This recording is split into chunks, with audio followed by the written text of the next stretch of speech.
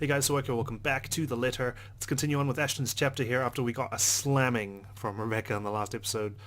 So here we go. In the same second, Isabella emerges from her apartment, fully dressed and ready for the day. As usual, she greets me with a smile, but it falls just as fast when she catches a glimpse of my face. Shame. That would have been the first comforting thing I see today. It annoys me that I'm partially responsible for the worried one replacing it. I must look close to a picture of someone choking or dying, because there's nothing but concern in the first words she speaks. Ash, do you need to go to the bathroom? Yeah, no, I don't, okay? But we should hurry. Come on, don't forget to lock your door. Stumbling over his words. I see. Seriously, you look like you're about to fall over. Are you alright? Because if you're planning to faint right here, I won't be able to carry you. Yes, don't mind me. I just remembered some stuff from last night. Gotta work on that lying, Ashton. I need to talk to Z-Man about this. Mind if we drop by his place first? Shouldn't we call him? To let him know? It's still pretty early, but we'd probably arrive there around noon. Also, what do you mean about this? Is Zach... He was also there when I opened the letter, right? He read it too. I'm sure he's fine, but it wouldn't hurt to check on him. To make sure. See if he'll say the same things you told me yesterday. If he's also been seeing things. If it's also the same woman I saw last night. I'm not saying there's really a curse yet, but we have to look at this from every possible angle. And don't worry, he won't mind. He's probably just watching TV right now. Let's go. Okay, but speak up if you're not feeling well. You really look like you're choking on something. You didn't have to do this for me in the first place. But I do. You know it's not as simple as that. We head down to my car in record time, and with not a single second wasted to hit the road and drive to Zach's place. If any one of us, other than Isabella, who knows anything about what's going on, who can help sort the muddled mess my mind is, it's gotta be him. He listened to her.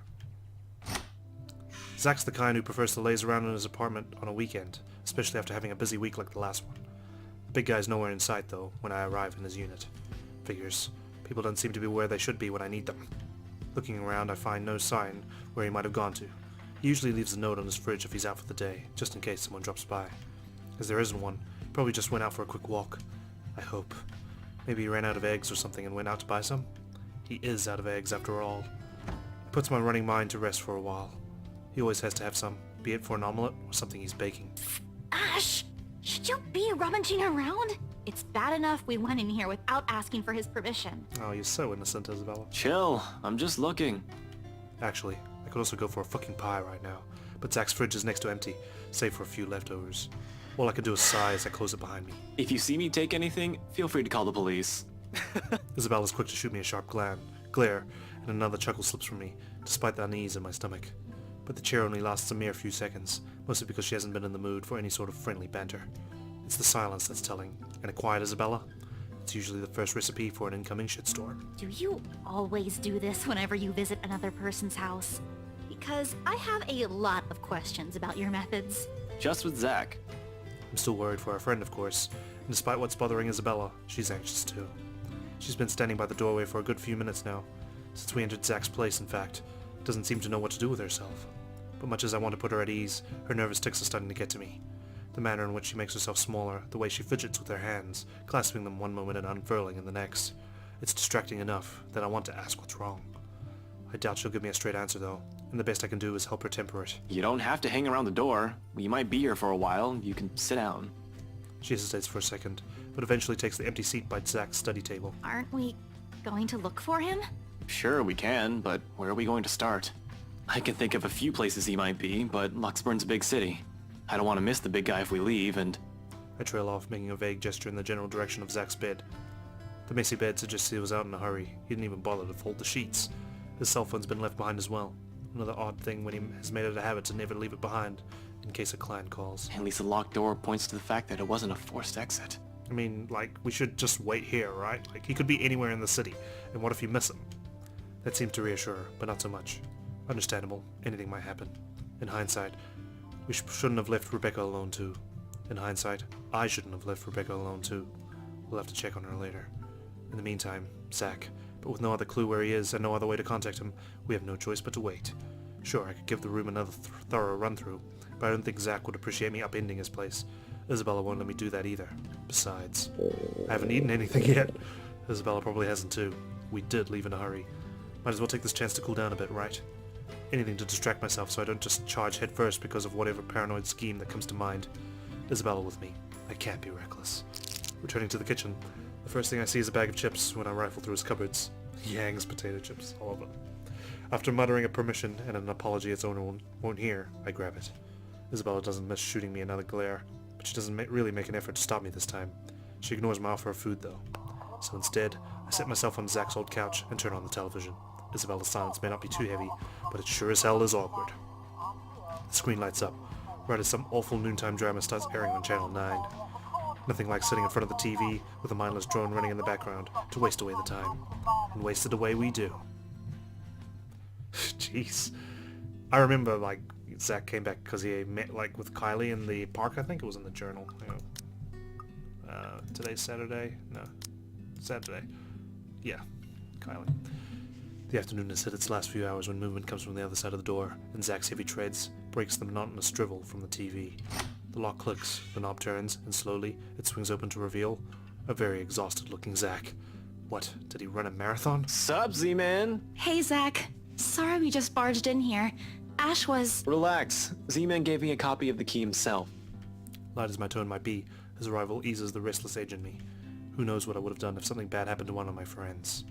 If another minute had gone by without him showing up, I might have resorted to unconventional methods. Only after you broke the 13th one? I can't keep replacing them every time you think it'd be a good idea to break into my apartment. And stop calling me Z-Man! I didn't break anything this time. Ash, just because I gave you a key doesn't mean you can just stroll in here whenever you want to. Even his name is Z-Man on the subtitles. And hey, is that my... It's scary how the friendly banter and easy smile come naturally. I do it, even without thinking, and that speaks volumes about how comfortable I am around him. That's nice, isn't it? What makes me afraid of it, however, is the idea that a time might come where I might just do these without even meaning to and offend him in some way. The friendship we have might be closer than most I've shared with others, but there are boundaries you can't cross without the other's permission. Zach's been respectful of that, so far. Neither asking about my parents or what happened to them. Me? I'd bet he'd say, not so much. It's also this easy banter that makes me wish we could just stay like this. No worries, no problems. Just potato chips and the debate on whether or not I deserve them. But, as usual, something always cuts moments like this short. Of course he eats all of it. You know, I was saving that for the weekend. Did you at least share some with Bella? Don't worry about it. I'm good, Zach. Really? But it's free food, you know? What was that you usually say? You don't say no to free food? What happened? No, I'm just not hungry. Although her tone forces him to do a double take, Zach doesn't push it. The question's all too clear in his eyes when he glances my way, though. I really wish I could answer him. Despite my best efforts, Isabella's been unforthcoming as well. What am I supposed to do? I can't just force her to speak, can I? She's not a criminal to be interrogated. She's a friend, for Pete's sake. It's a good thing Zach has a better handle on the situation than I, and soon enough, he changes the subject. Where it leads to isn't necessarily the better topic, however. Aye. But if you want something, just say so. Aye. I've got a fully restocked pantry right here at your disposal. Still not a 5-star level thing, but for an empty stomach, it'd do. Just say the word. Thanks, Zach. Maybe next time. Food is not really what we came here for. Ash, he's the one who... She stumbles into one of her uncertain silences again before glancing my way. There's a plea in there for me to take the lead in this, but where do we start? The mansion? The strange things we've been seeing? The letter? Even I'm afraid of what he might say. I can't even believe I'm considering taking a deeper look into this whole thing in the first place. But here I am. Please don't tell me something happened again. No, nothing. None so far. And we're keeping it that way as much as possible. Ash, it's not that easy. This isn't some... We don't know that. Let me... Sometimes I amaze myself how much I try for her. But what else can I offer her? I was the first one who brushed her off. We've all been given our warnings that day, in that desperate pleading tone of hers, and I just stood there, judging her. This is the least I can do, perhaps, even to make up for all those other times I've hurt her. Let me look at this first, okay? I agreed to help, but you've got to let me handle things from now on. I already told you everything. There must be something we're not seeing in this just yet. We'll sort this out, but no more silly ideas and running around on your own. You're making people worry more than necessary. Becca, especially. So everything's fine? Depends on who you're asking. How are things with you? Anything odd? Good, I guess. Admittedly, how things went down at the housewarming party last night threw me off a bit. I'm not asking about that. Remember the letter thing Isabella's been yapping on about? I'm asking about that kind of odd. As expected, Zack starts to look at me like I've grown a second head. Yeah, I would too, if there was ever a universe when I was standing in front of myself. Because even as a child, I never believed in ghost stories. The lucky charms and mystical objects from my mother have often been stored away, or given as paltry gifts to those who would appreciate them more. Well, the dreams, they're a lot worse than usual. There's a woman now, ever since we saw that letter. I don't know if it's the same one Isabella talked about. Maybe it is, maybe it ain't. I really don't want to go back to sleep sometimes. Last night was the worst. Damn, man, just look at his face. And I remember last night, like, holy shit. Anyway, why are you asking about this? Is that when I screamed out loud when I had to take a photo? Rose's death isn't just a coincidence, Zack. It may have something to do with... I may have... Wait, stop right there for a sec, Bella. I thought you ain't buying this stuff, Ash. Just the other day, you said the exact same thing. Granted, I haven't eliminated every single possibility here yet, but what else is there to go on from here? The worried look Zack shoots my way doesn't help one bit in helping me gather my thoughts either, and that's what I came here for. Somehow, everyone's suddenly just so worried about me. It's not like I'm pulling this out of my ass. I still don't, but even Rebecca, out of all people, claims there's something. Whatever this is, someone has got to look into it. Everything about this screams shady. And along with Isabella's warnings, what's occurring around Zack? What's happening around Luxborn since Isabella found that letter? Have you two seen the news this morning? Zack's puzzled expression is enough answer. Of course he hasn't. Another night, another nightmare. The guy most likely went out as soon as he got out of bed to shake the images off. The memories have never really left him. Isabella, though. I haven't, actually. Mama called, and I was busy. That could easily mean anything. Did her Kuya, her older brother, end up in jail again? She's had to bail him out numerous times in the past, though all that did was piss her off, not sap out every ounce of cheer in her. Or is it that other brother, the younger one who keeps insisting that he'll quit school so she could come home? That was 2 years ago. As far as I know, she's already sorted that one out. It couldn't have been her father, right? With the mansion sale, she's earned enough to cover every bill for a while. It should. So, what is it then? No problem. It should be in the afternoon news as well. Whatever's bugging her, I doubt it's something meant for casual discussion, else she would have mentioned it sooner. Tucking my curiosity for later, I take the remote and begin cycling through the channels. A distraction. Not a good one, I admit, but it's definitely better than leaving her to brood. Eventually I find one doing a recap of this morning's reports, and there it is. The poor guy's unidentifiable, with how badly his body's been burnt. Murder via arson? That'd be the logical explanation if I was the officer looking into it. Except they couldn't find the source of the fire. The fire didn't even spread. Found dead in the early hours of the morning today. The fire was contained within the room and no other tenants were harmed, according to Luxborn police. They're going to consider spontaneous human combustion soon enough if they don't find anything else. What's important for everyone to note is the state of the room. A similar writing was found in another victim's room from last week's incident. Both were employees of Briar Realty Corporation. LBN has reached out to the... Like what happened to the Cooper? To Cooper? Hell, I wonder how many other deaths like this I've missed while I've been looking into right. The LPD's already thinking it's a serial killer at this point. How long until they consult with the London Metropolitan, I'm not sure. The Anselm Butcher has always been an enigma, even to the people within the city. Gone for a few years, then in the next, one body after another is found. Merely handling the case has apparently driven the chief inspector insane years ago. He never did find out who committed those murders. Maybe now, this time. This is because of that thing, isn't it? I did this somehow. Her words all come out like a whisper, but each syllable lingers in the air, heavy with her guilt. In the thick tension of the room, they strike harsher than any of the things we've said. However, she also has to understand, no, that she isn't the only one on this. No one has asked for her to take this upon herself. Becca won't. Zack won't. I sure as hell won't. It ain't too late. We could still fix this. There's 3 of us here. 4 if you count Rebecca. No, she's staying away from this. I don't want to involve her in this any more than I already have. Both of you as well. I already said it. That's completely out of the question. Stop asking. Encouragements aside, this is still a whole fucking mess and we're in it blind. The only way to make it worse is if we start running around like a bunch of headless chickens. But I have a concrete plan now, I think. Maybe Isabella's right. Maybe we should dig deeper into BRC itself. Maybe we are looking at it the wrong way. However, my suspicions are mine for the moment. The The details are something Zack doesn't need to know until I have something to show. It's enough that he's aware that I have an idea in mind. For his part, Z-Man doesn't push it, and nothing but a heavy silence leads our departure hours later. Seriously, Zack would probably make a more responsible officer than me if he only had the heart to join the force. We could certainly use more kind people like him. But as good as that thought is, I push all of it to the back of my mind as Isabella and I head for my car. Tonight, I can't stay distracted. Except for a few half-hearted attempts to get some kind of reaction from Isabella, the drive to BRC is a quiet, awkward affair. More so, the hour-long wait for nightfall. Even with only the two of us, the place is rife with tense energy, only a matter of minutes now. But the ticking seconds don't take away the edge, and for the 5th time, I reach out and fiddle with the radio, adjusting and turning the knobs with no real purpose. It's a nervous quirk I've developed and never bothered to correct during stakeouts, something to keep in mind occupied during long nights. What else is there for me to do? The person I usually count on for a casual out-of-the-blue chat refuses my attempts at starting one. Ash, out with it! The way she quickly falters into silence after, in spite of the tone she takes though, it makes me doubt if she really means everything she's telling me right now. She hasn't even glanced my way since we arrived. Having second thoughts? You can still back out if you want. We're just going to my office. Why should I? Dunno? You can get in trouble maybe. This isn't exactly legal. Scope BRC out, see if the real estate company has any more information that may be of help.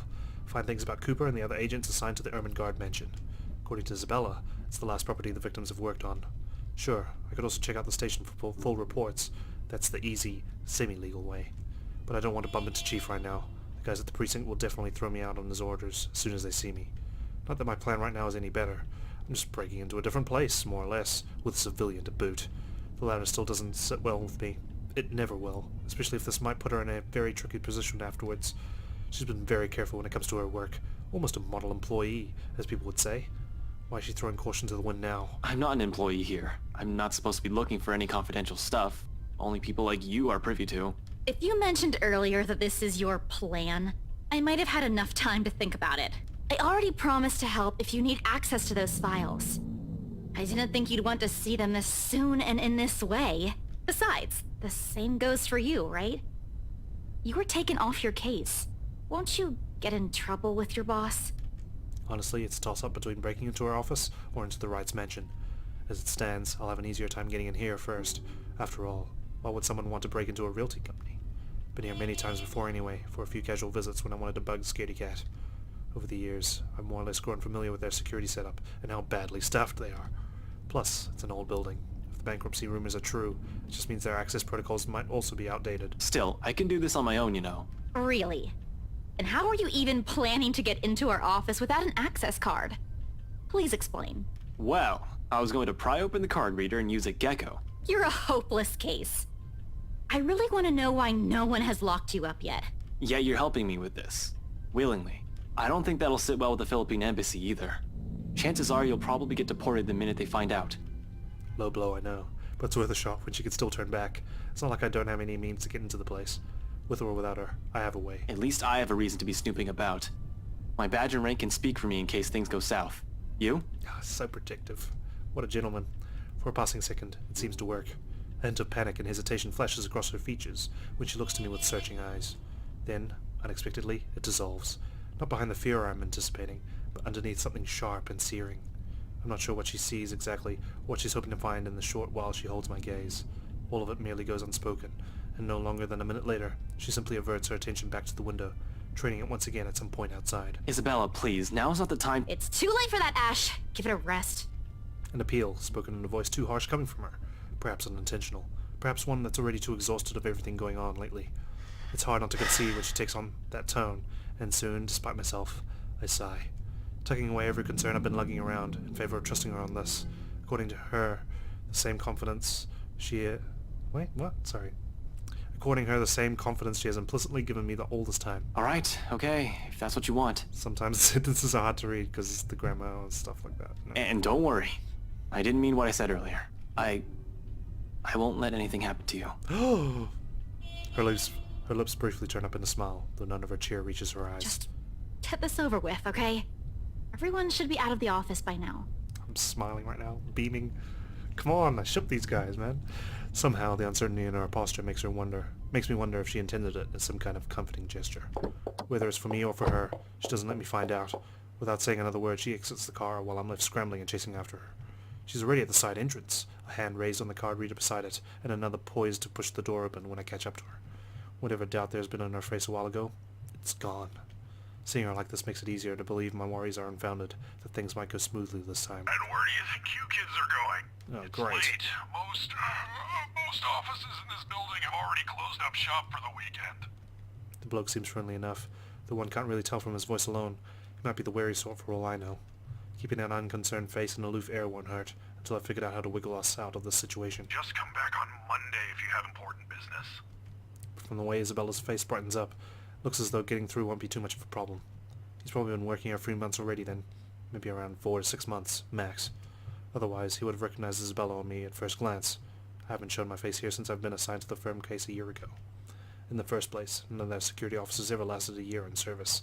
The longest was around 7.5. I'll give this guy around that before he gets fired or finds a better paying job. For the moment, his too friendly attitude is almost a gift. Hey, Seb! Oh, look who we have here. Been a few days since I last saw that ponytail in here, Santiago? Oh god. Close enough!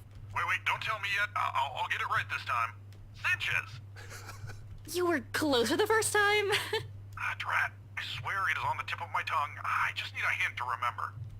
I take it back. This geezer's not going to last past this month. He can't even remember a regular employee's name. Alrighty, I'm sure of it this time. Centillon? What the hell is Centillon? Still a ways off, Seb. Isabella, we don't have all night. I know, just let me handle this. Sorry, Seb. Some other time. We're in a bit of a hurry. I just need to get a few things from my cubicle. Important work stuff, you know? Is it okay if we drop upstairs for a sec? Oh, absolutely. No, go right ahead. As long as you have your access card with you, we're good. Not sure if I'm allowed to let your boyfriend in, though. Who, me? My what? Oh god. Your boyfriend. The guy with you. Isn't he? Just assumes boyfriend straight away. It's a fair observation, if I do say so myself. Needless to say, the silence that descends is both uncomfortable and terribly awkward. Although the latter is probably coming mostly from me, because in the next second Isabella laughs. Laughs! Lighter than the ones I've heard from her lately.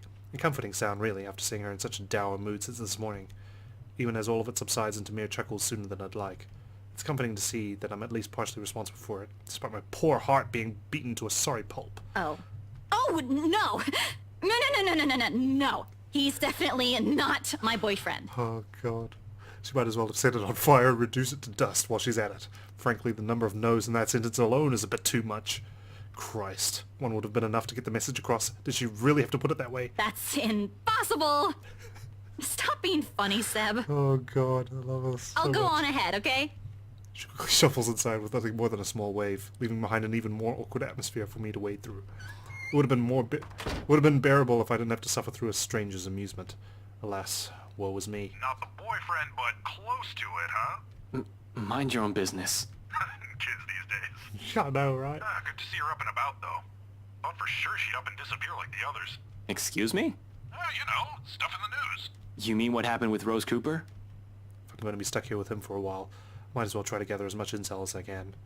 He may just be a guard, someone with no real authority, but most of the time people like him are the ones who know more than they let on. Yeah, but even before that, we've got a couple of good blokes we never saw again.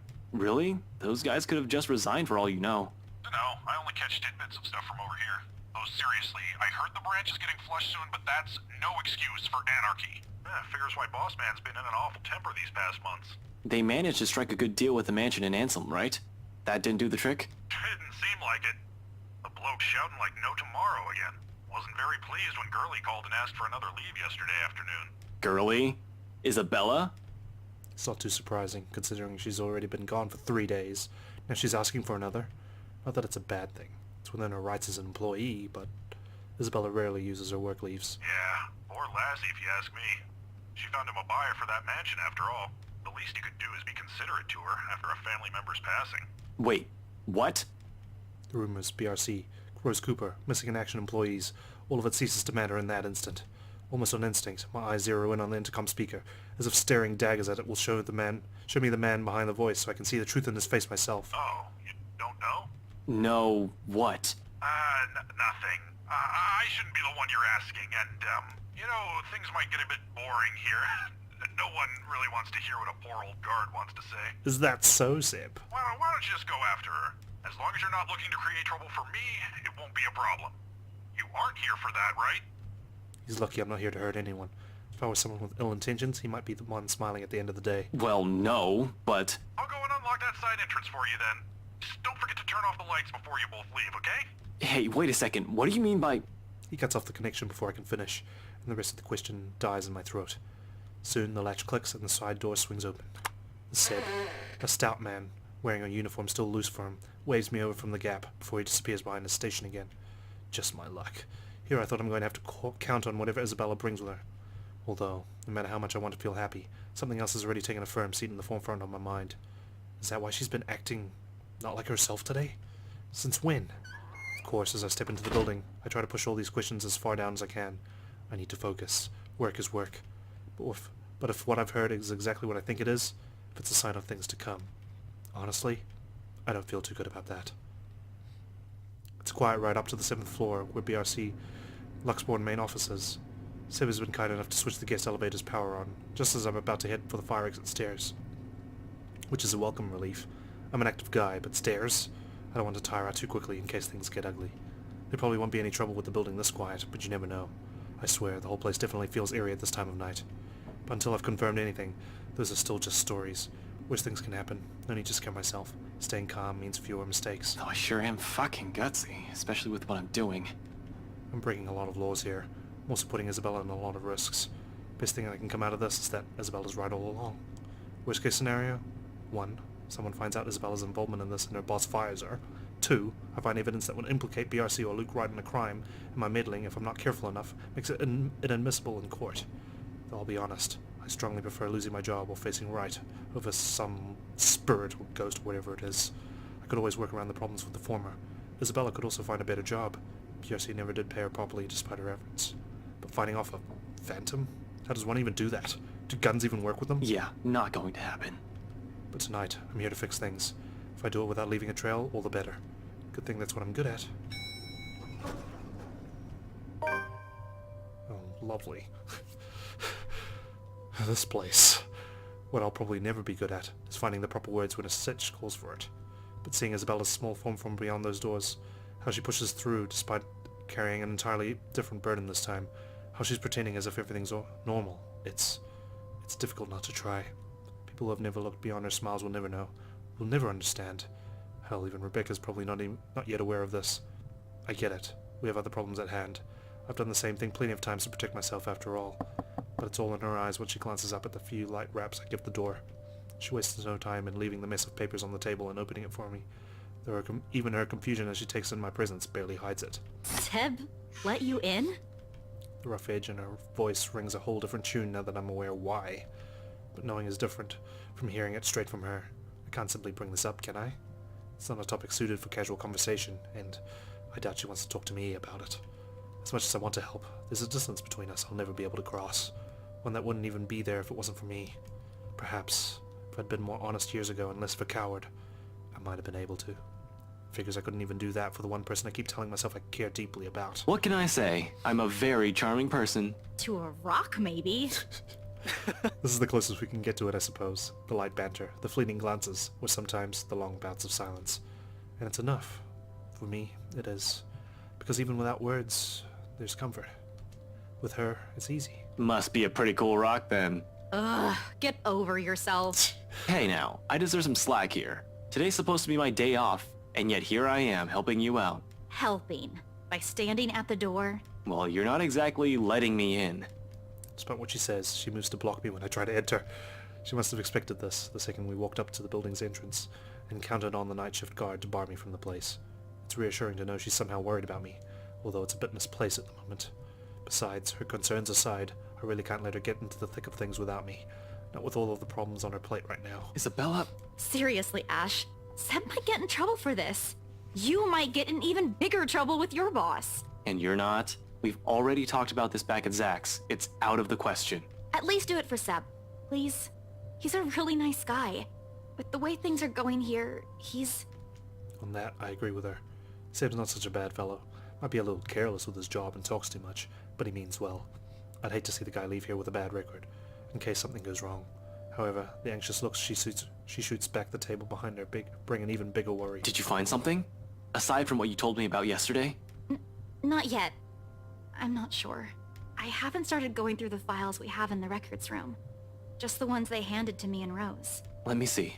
Wait, Ash! Isabella, I already promised you that no one's going to get in trouble after we're done here. Even Sep. I'll make sure we leave the place clean. Her hesitation's still there, a split second of indecision as she tries to form an argument. Eventually, when nothing comes to mind, she steps aside. Okay, but we can't take the original files out of this office, clear? Not even a single sheet. We'll just have to make a copy. Don't worry, that's the plan. It appears to reassure her. A nod, then shortly she gestures for me to follow. Can't we turn on the lights, guys? Passing the sea of cubicles, I can't help but take in everything in their office. A force of habit, for the most part. As far as I know, BRC Luxborn used to own this whole building. Offices in several floors, once upon a time, when real estate is still a lucrative business for the company in this side of the country. Then, competition showed up, and suddenly, everything was not so good anymore. It only got worse as the years went by, or so according to the rumors. Now, the branch is just this floor, despite what the huge sign on the building's facade says. And frankly, it's not too hard to believe when one looks at the state of this room right now. A number of desks have been cleared out. Personal mementos are scarce, as if the employees have gone on an exodus. That'll be the downsizing. Probably. Still worrisome, though. Of course, I shake away all of this when Isabella starts handing me the papers she's been looking through. Focus, Frey. There's no point in whining or dwelling on it any longer on it. That's why we're here in the first place, to find out what the real deal is the old-fashioned way. Isabella's presence is a whole other blessing, too. I can't imagine how long this would take if I pushed going in here alone. Is this everything? Where are the documents you mentioned? Still locked up in the records room. Do you need them now? Bring them here. Everything that has to do with the mansion's sale. Even those who worked on it during the renovations. The cleanup. Everything. Including your mandatory sign-in sheets. It's an odd thing to bring up, but at least it elicits a laugh from her before she heads for the records room. She remembers. And no matter how weak the sound of it is from her usual ones, it's a welcome thing to hear. It reminds me that the Isabella I know is still in there. She returns minutes later with a thick stack of folders and binders. For the next half of the hour, we work in complete silence while we dig into everything compiled in the folders. Not an easy task considering how thick the whole thing is, but there's two of us. In fact, Isabella does most of the work, sorting the contracts, the employee list, and stuff we won't need into a neat pile. Just the files for the restoration alone makes up a stack of papers that's an inch thick. Third-party service providers hired by for the masonry, radiators, woodworking, plasterwork, slate roofing, and a whole bunch of other things are well documented. Hell, every single contractor who worked on the project were listed individually, even if they were just there to do the plumbing. It's a high-profile and high-cost estate, alright. But with that scope comes the loopholes. It means plenty of room to hide something in. If there's something fishy going on, all I have to do is find a pattern.